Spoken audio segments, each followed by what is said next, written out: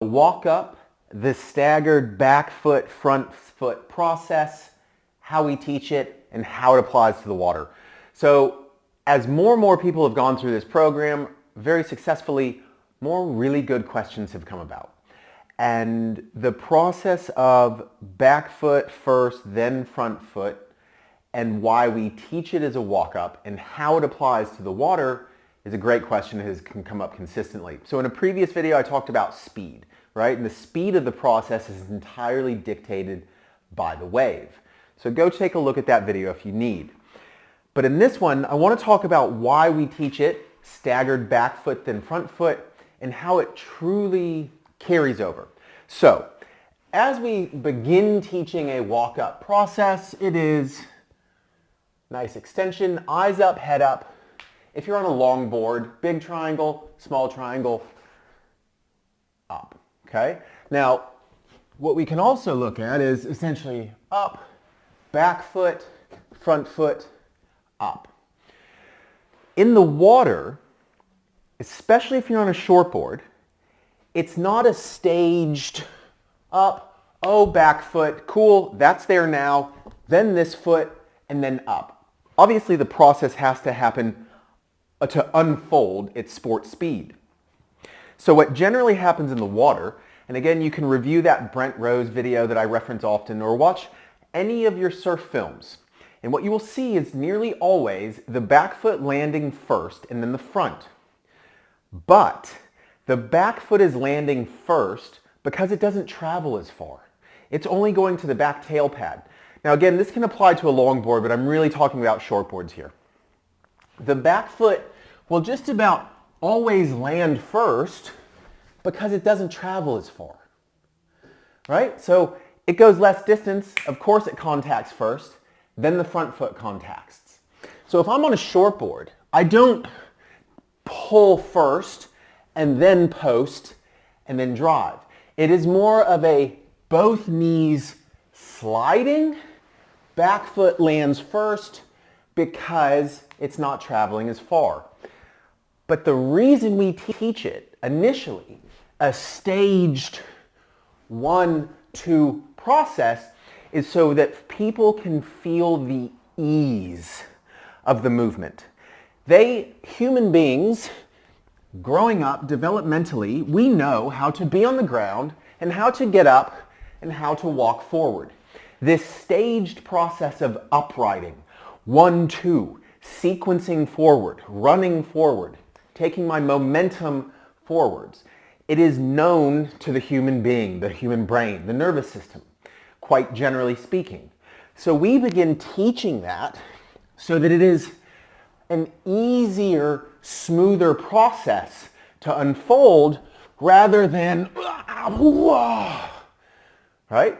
So once we ingrain into the body this smoother process, 1-2, when it starts applying to sport speed in the water, faster waves, and shortboards, what it will often become is both knees are pulling through simultaneously, but that back leg is landing first because it's not going as far.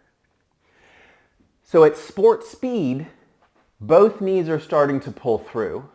The back foot is still generally landing first, only because the distance traveled from here to here is less than from here to here. So when we start applying it to sport speed in the water, I just want you to have the understanding of why on dry land we will initially teach it staged, slow, big triangle, small triangle, up, so you can essentially feel the calm, the ease, the efficiency of the process, rather than a panicky, thudding, super intense, heavy. No, we undo that to that stage process so you can start feeling it, right? And once you start feeling it more consistently, we get rid of the this, then this, then this, and it starts to become more of a fluid 1-2, right? It's this up, slide 1-2, and then in the water, it might happen even faster. Because when you're learning, we need to chunk things into up, calm, back, front, up. If you chunk it, the brain is learning each individual part.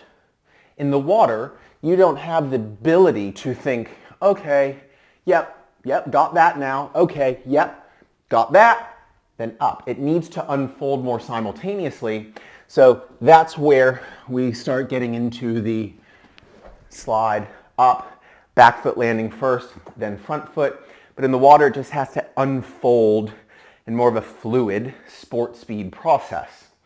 So I think this should lend some insight into why the staged big triangle, small triangle, back foot, then front foot is good for learning.